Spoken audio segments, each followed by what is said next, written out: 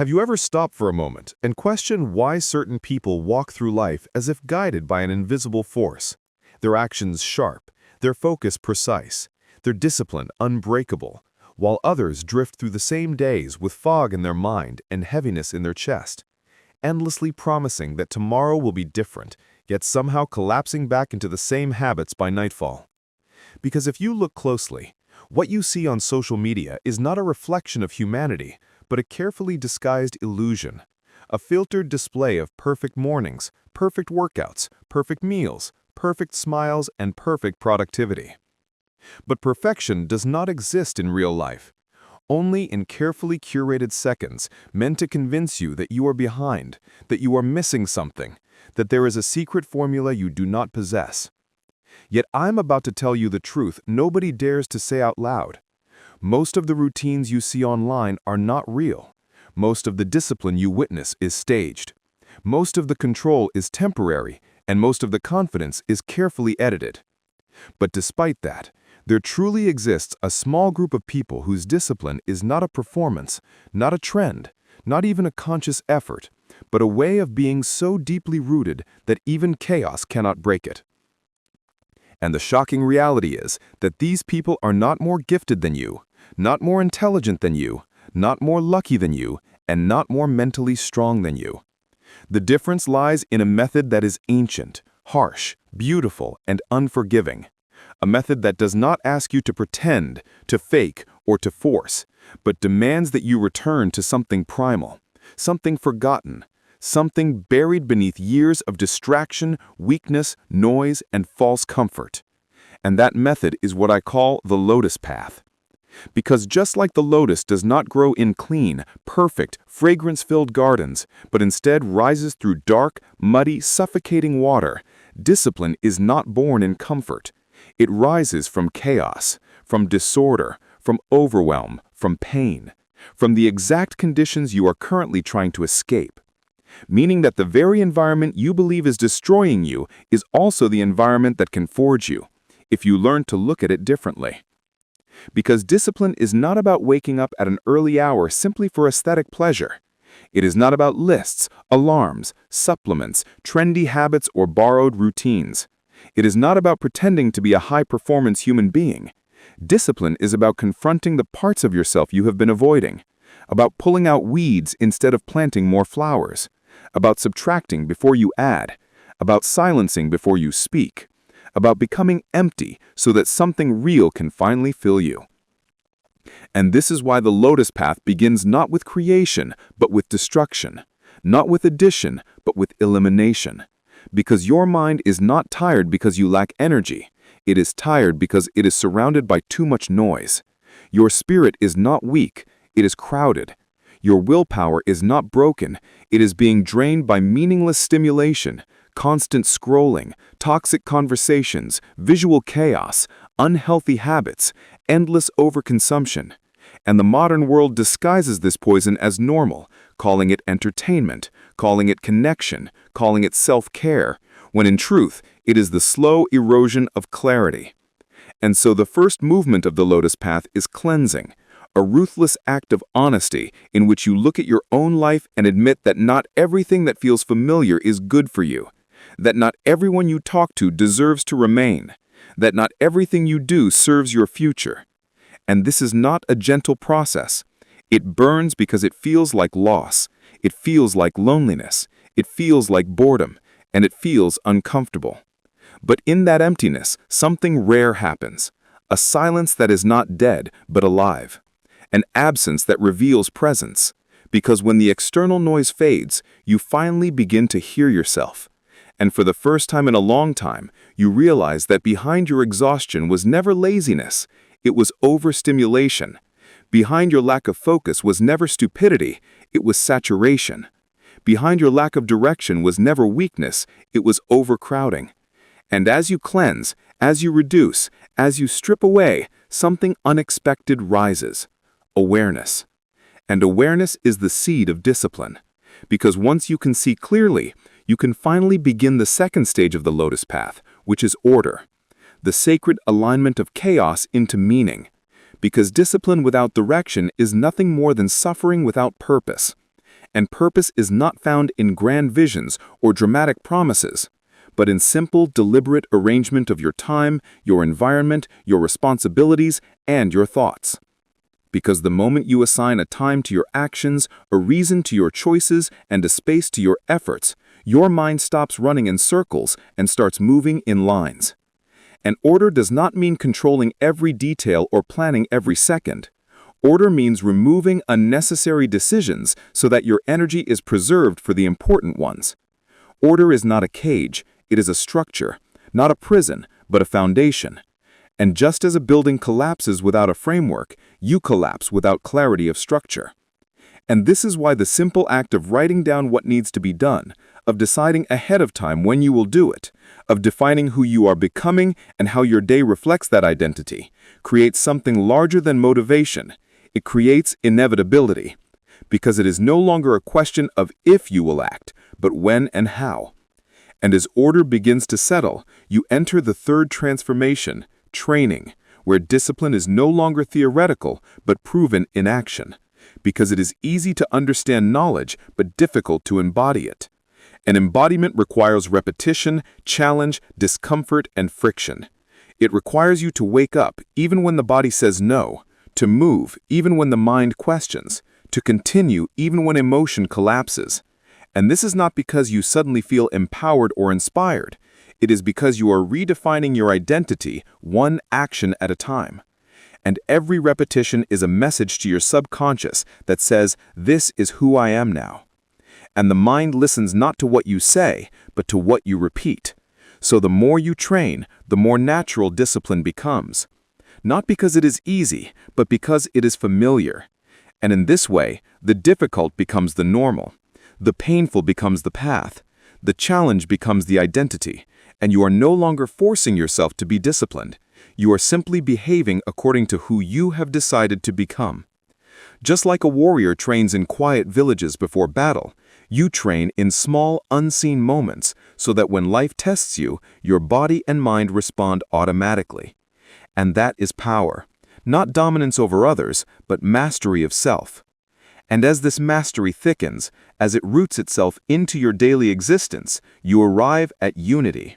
The moment most people never reach. The moment your actions, values, thoughts, and identity stop fighting each other and instead move in the same direction. Because the greatest internal conflict in a human being is not external circumstances, but internal contradiction. Wanting one life while living another, preaching discipline while choosing comfort, seeking meaning while indulging in distraction. But unity removes this fracture. It aligns your inner voice with your outer behavior. It removes the civil war living inside you. And suddenly, the effort disappears, not because the world becomes easier, but because your soul stops resisting itself. And when there is no internal resistance, discipline stops being painful and starts being natural. It is no longer something you do, it is something you are.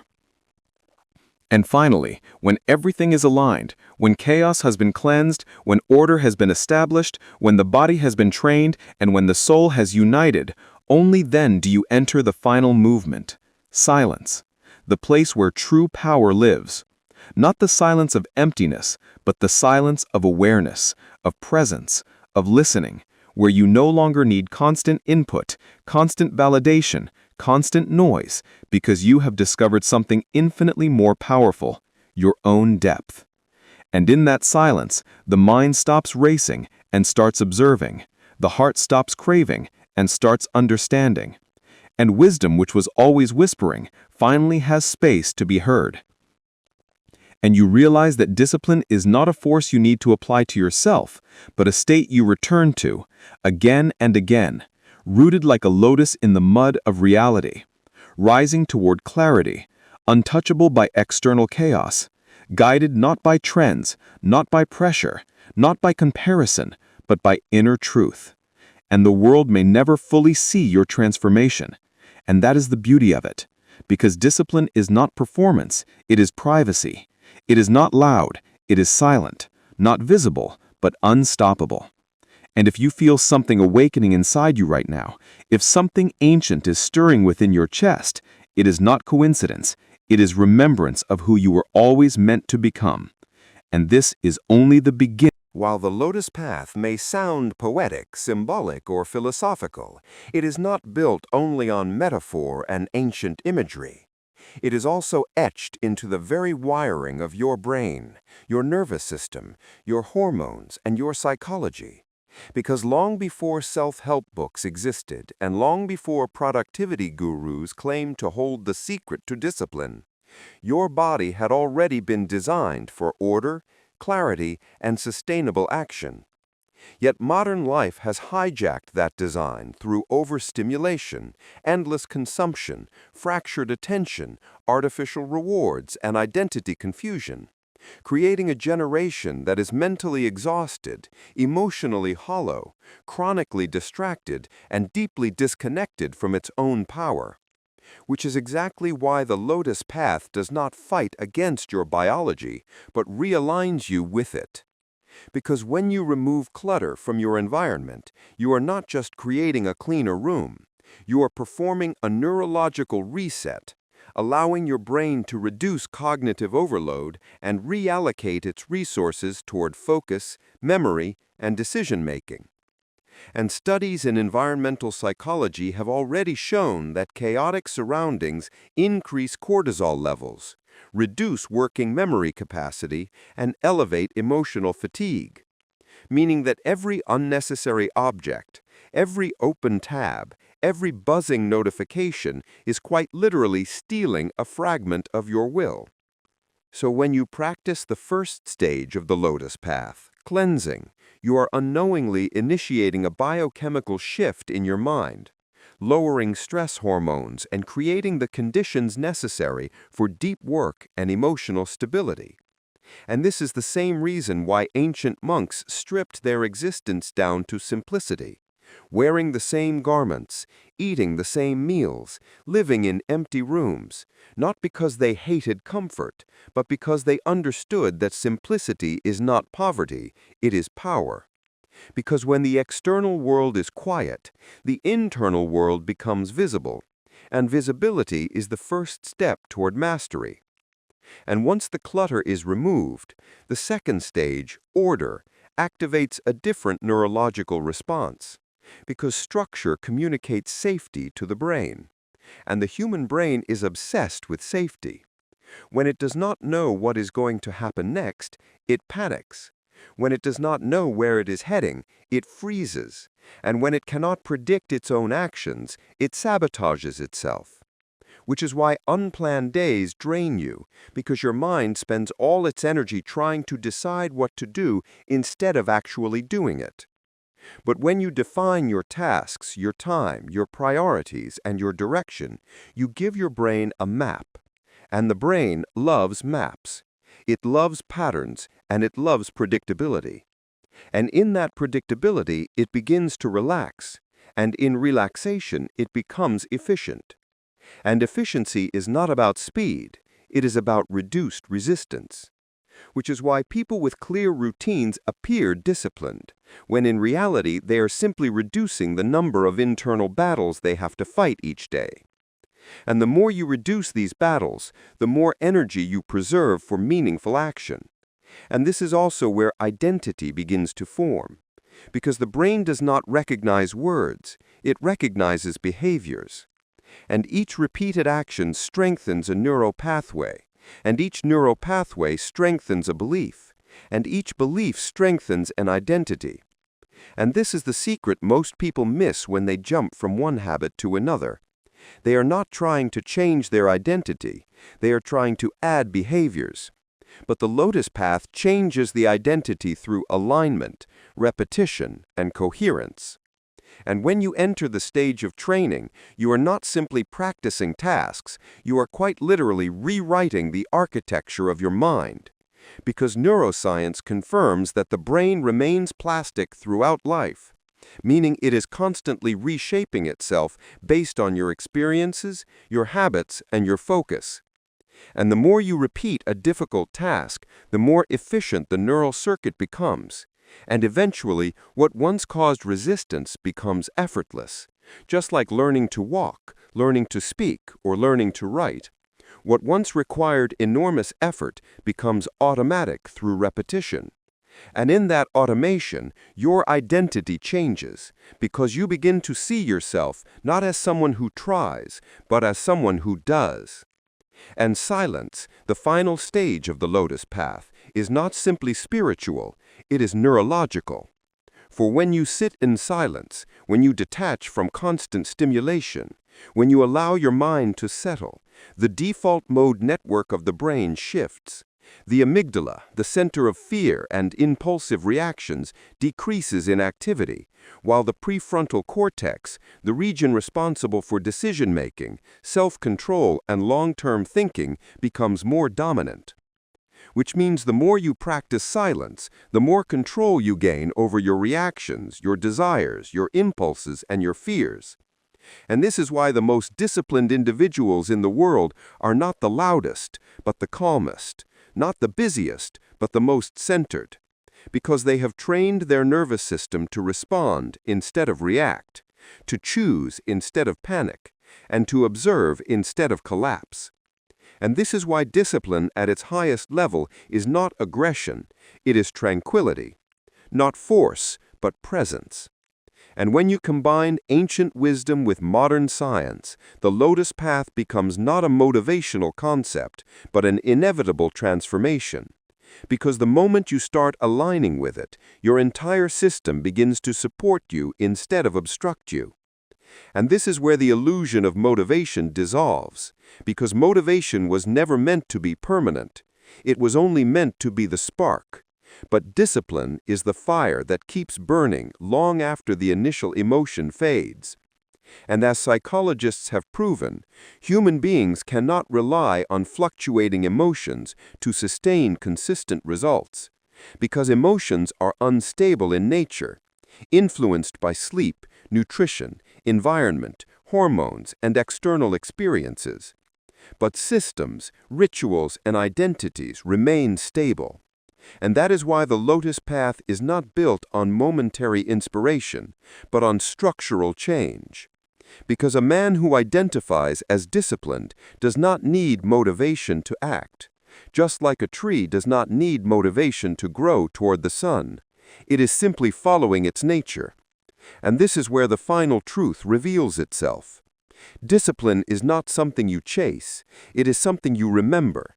A natural state buried beneath years of distraction, trauma, confusion, and false beliefs. And when you return to that state, life no longer feels like a constant battle against yourself, but a movement in alignment with yourself. And that alignment creates clarity, and clarity creates momentum, and momentum creates destiny. And as weeks pass and your actions remain consistent, as your environment remains clean, as your routines remain ordered, as your mind remains trained, as your identity remains unified, and as your silence remains sacred, something almost mystical begins to happen. People around you will feel it before they see it. Your presence will change the energy of rooms. Your words will carry weight. Your gaze will carry certainty. And your life will begin to reflect a depth that cannot be faked. And this is the true power of the Lotus Path. Not fame, not recognition, not superiority, but internal strength that no circumstance can strip away. Because you are no longer dependent on external order. Your order lives inside you. You are no longer dependent on external validation. Your worth is internal. And you are no longer dependent on temporary motivation. Your discipline is embodied. And that is why the lotus is the perfect symbol. Because it does not beg the sun to shine or the water to clear. It simply grows anyway, in spite of the mud, in spite of the darkness, in spite of the filth. And so can you. Because your potential is not limited by your environment. It is activated by it. And everything you have experienced until this moment, every failure, every distraction, every delay, every doubt, every heavy day, and every empty night, was not a sign of weakness. It was the mud that was preparing you to bloom. And now the question is no longer whether discipline is possible for you.